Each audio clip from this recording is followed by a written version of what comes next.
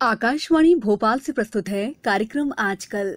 विषय है राष्ट्रीय प्रसारण दिवस एवं लोकमान्य तिलक और चंद्रशेखर आजाद की जयंती। आलेख परितोष दीक्षित, वाचन स्वर दीपा सिंह।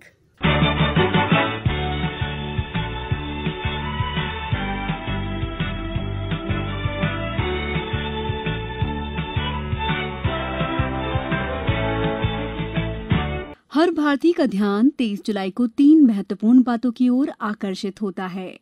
ये हैं राष्ट्रीय प्रसारण दिवस एवं स्वतंत्रता आंदोलन के दैदीप्यमान नक्षत्र बाल गंगाधर तिलक और शहीद चंद्रशेखर आजाद की जयंती। इस बार के आजकल कार्यक्रम में हमने तीनों विषयों की मुख्य बातों को समेटने की कोशिश की है।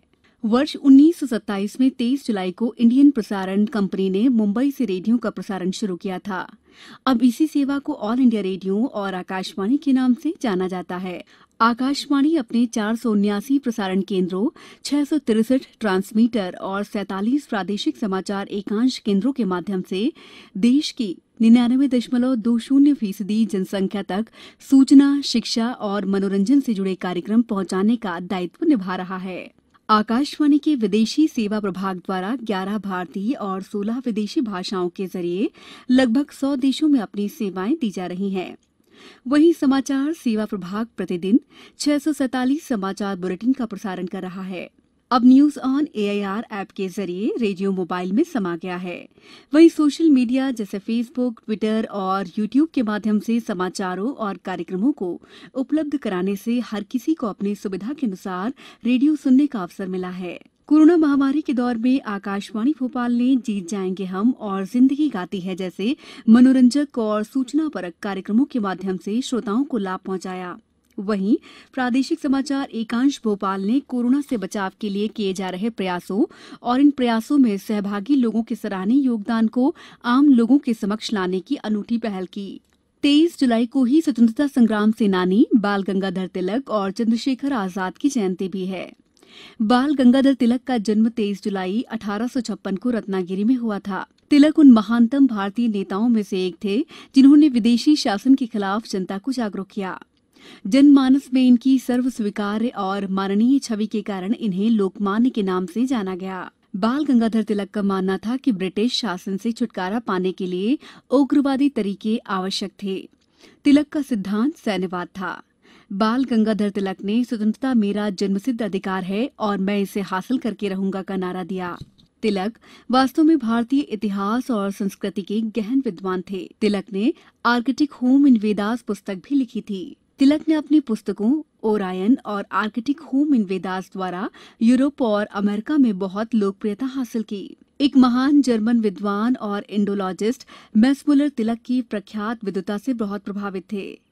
तिलक ने 1879 में कानून की डिग्री पूरी की। वो आधुनिक भारत के प्रमुख वास्तुकारों में से एक थे और 1881 में तिलक ने 2 पत्रिकाओं की शुरुआत की, केसरी मराठी में और मराठा अंग्रेजी में। 1885 में उन्होंने डेक्कन एजुकेशन सोसाइटी की स्थापना की। 1 अगस्त 1920 को उनका निधन हो गया। चंद्रशेखर आजाद का जन्म 23 जुलाई 1906 को झाबुआ के भाभरा में हुआ, जो अब आजाद नगर नाम से जाना जाता है। आजाद 14 वर्ष की आयु में बनारस गए और वहां एक संस्कृत पाठशाला में पढ़ाई की। उन्होंने स्वतंत्रता आंदोलन में योगदान दिया था। 1920-21 के वर्षों में वे गांधी जी के असहयोग आंदोलन से जुड़े। वे गिरफ्तार हुए और जज के समक्ष प्रस्तुत किए गए, जहां उन्होंने अपना नाम आजाद, पिता का नाम स्वतंत्रता और जेल को उनका निवास बताया। इसके बाद वे सार्वजनिक रूप से आजाद कहलाए। वे हिंदुस्तान सोशलिस्ट आर्मी से जुड़े। रामप्रसाद बिस्मिल के नेतृत्व में आजाद ने काकोरी षड्यंत्र में सक्रिय भाग लिया और पुलिस की आंखों में धूल झोंककर फरार हो गए। 17 दिसंबर 1928 को चंद्रशेखर आजाद, भगत सिंह और राजगुरु ने लाहौर में पुलिस अधीक्षक के दफ्तर को घेर लिया और सैंडर्स को गोलियां दागकर ठंडा कर दिया। जब सैंडर्स के अंगरक्षक ने उनका पीछा किया तो चंद्रशेखर आजाद ने अपनी गोली से उसे भी समाप्त कर दिया। इतना ही नहीं, लाहौर में जगह जगह पर्चे चिपका दिए गए थे जिन पर लिखा था, लाला लाजपत राय की मृत्यु का बदला ले लिया गया है।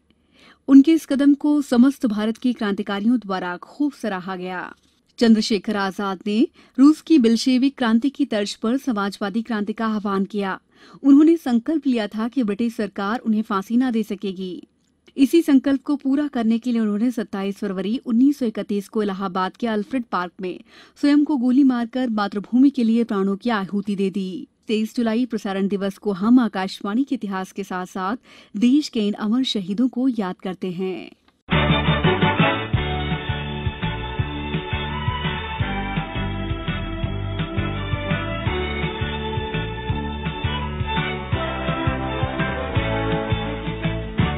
अभी आप सुन रहे थे आकाशवाणी भोपाल से प्रस्तुत कार्यक्रम आजकल।